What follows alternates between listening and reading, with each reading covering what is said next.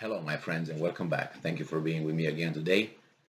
It's always the best way to know what someone is going to do is first listen to the person directly, not through intermediaries. So, if you want to know what I will do tomorrow, you ask me, and I will tell you. And then tomorrow, you're going to compare what I said with what I did and see if I'm trustworthy. Now, if I will do what I said that I will do, and I do this for some time, I'm going to create a pattern, and I will build trust. So anytime I see that tomorrow I'm going to fly to the moon, you're going to believe it because I have a high score on trustworthiness. So that's how it works.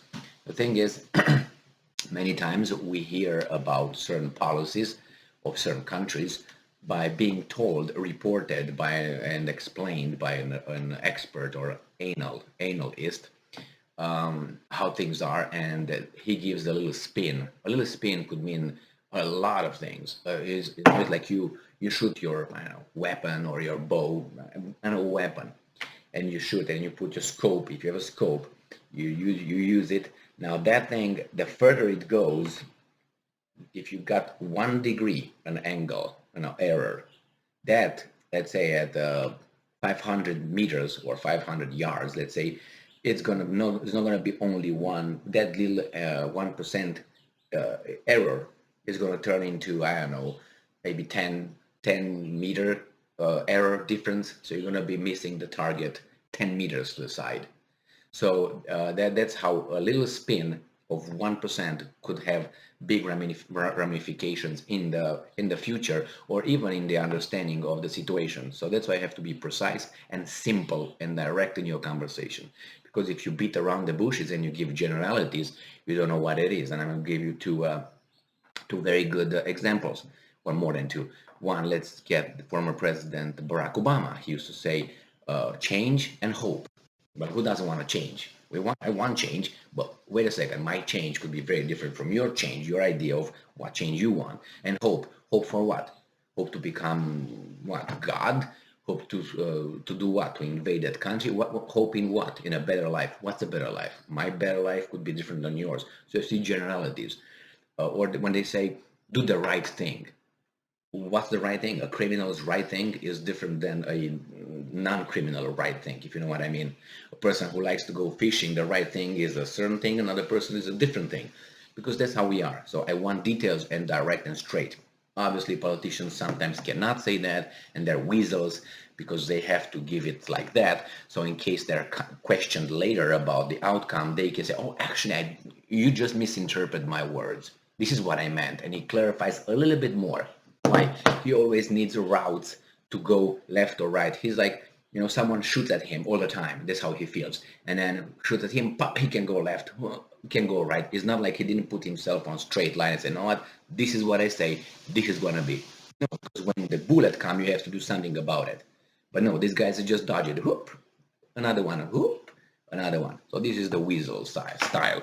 So we have here an interview of foreign minister of Russia, Lavrov, who's still alive and well. Um, he has an interview with a media outlet, foreign media outlet, and he tells the priorities of Russia, not Kiev, not Zelensky, not conquering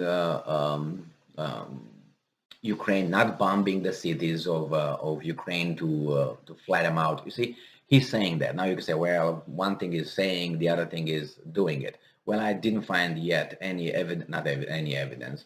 Errors are, but you have to go with, that's the noise and the sound. There's two little things. The noise and the sound is a difference. So the same, he is here. He has, I'm going to walk from here, point A to point B. Okay. In the meantime, we don't know what's going to happen. Maybe, I don't know, a dog will jump on you. You're going to shoot the dog. Okay. Some let's say dog was crazy, okay, or whatever, a wolf attacks you. So I'll be more sensitive towards dogs, which I like. And then you have, let's say, go further, a criminal attacks you. You slap the guy around, boom, boom, boom. Okay, So then people say, wait a second, look, you went from point A to point B, and look how many casualties are. You know, the dog slash the wolf, the man slash the criminal. And you say, yeah, but I got to point A to point B. I couldn't foresee all these things happening or reacting really like that. So nevertheless, let's go with this article. Why am I saying that? Is that when I'm going to read the Russians' priority, people say, yeah, but in the meantime, you did this. There were some other priorities according to the time and the circumstance, obviously. You can just say, in this case, you know, in a war, are things that you cannot, prevent. All right, Reuters. Ronald Popetsky. I thought it was Polanski. May 29th, 2022. Ukraine's Donbas, and I'm quoting, unconditional priority for Moscow, Russians, Lavrov said. So, and I'm quoting, the liberation of Ukraine, and then it's end of quote, of Ukraine's Donbas region. I'm pretty sure Lavrov said the liberation of Donbas, but Reuters, to be gentle, whatever they are, they put it, Ukraine's Donbas region is an, and I'm quoting, unconditional priority, end quotes, for Moscow, while other Ukrainian territories should decide their further future on their own. Russian Foreign Minister Sergei Lavrov said on Sunday. Lavrov was speaking in an interview with France's TF1 television channel as Russia presses on with its offensive. I thought they're losing and they're all running away. They don't follow orders. The generals are all, going to the other side of the. Anyway, so he said that the channel as Russia presses on with its offensive to secure control of key towns in Donbas, Ukraine's traditional industrial heartland made up of the Donetsk and Lugansk regions. He reiterated Moscow's claim that its special military operation in Ukraine is to demilitarize its neighbor after waves of NATO eastward expansion and cleanse it of what it sees as NATO, Nazi-inspired nationalism. Kiev and Western countries see those claims as baseless pretext to a land grab. Okay, so where they said that they want to prevent NATO's eastward expansion, demilitarize, and denazify. And then the next one is recognition of Crimea and the new independent or whatever they're going to decide to do, Donbas and Lugansk. These were from the very beginning. They claimed this numerous times. Nothing changed from their position. All right, and I'm quoting, the liberation of Donetsk and Luhansk regions recognized by the Russian Federation as independent states is an unconditional priority, end quote, Lavrov said, according to a text released by Russia Foreign Ministry.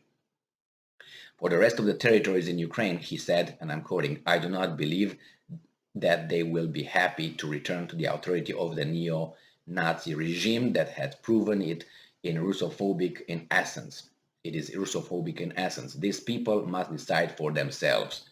So that tells me for the rest of the territory, he said, I do not believe that they will be happy to return to the authority. So they think probably they're going to ask for our help and we're going to help them or something. But our help on their part was if people got killed. And in East Ukraine, people got killed from 2014 to up to, I'm guessing right now, when they're going to be liberated. Let's put it this way.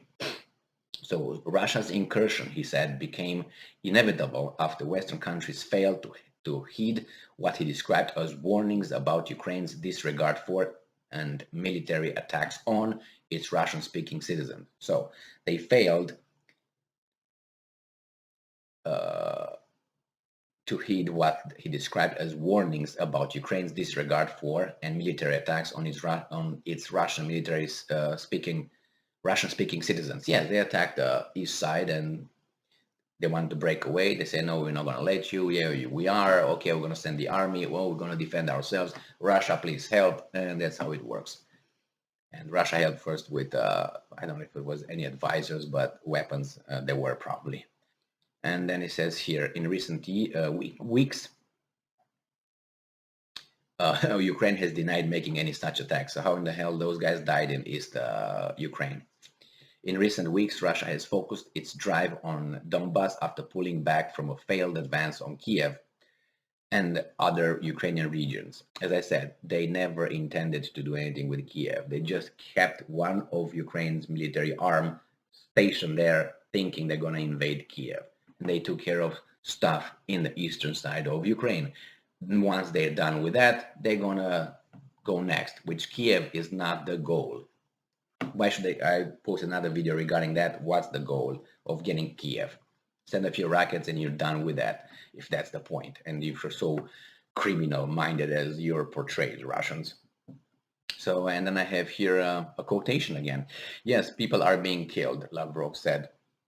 I'm continuing to quote, but the operation is taking so much time primarily because Russian soldiers taking part are under strict orders categorically to avoid attacks and strikes on civilian infrastructure. All right. So this is, it says here that there are some 14,388 cases of Russian alleged war crimes being probed by Ukraine's prosecutors' office, and several Russian soldiers have pleaded guilty in cases of shelling Ukraine and killing civilians. I'm not going to go over the war where humans are doing making mistakes or simply are just criminals, and things happen. If they happen, they should be investigated, not only by one side, because I always said it's like I commit a crime somewhere and then my uncle and my brother are the prosecutors, the judge, everybody are in my family, and we're gonna see if I was guilty of anything. Of course, I will not be guilty, and he's gonna be guilty. So impartial investigation and court procedures, that's what I ask, and who's guilty should be punished to a full extent of the law, that's for sure. Now you see, they know how many people were died on that side, but they don't tell us, how many people were killed in Donbas and Lugansk from 2014 until 2022. So that tells me again that Reuters article and the people who wrote it, they have a little, should I say, agenda.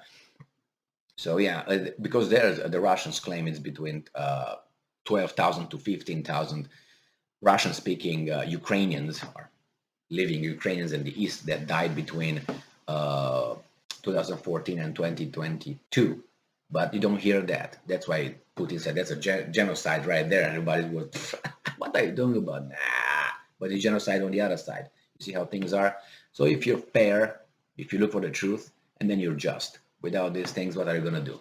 Well, so they keep their word in a way that they do what they say they will, and it seems so far that they kept the plan.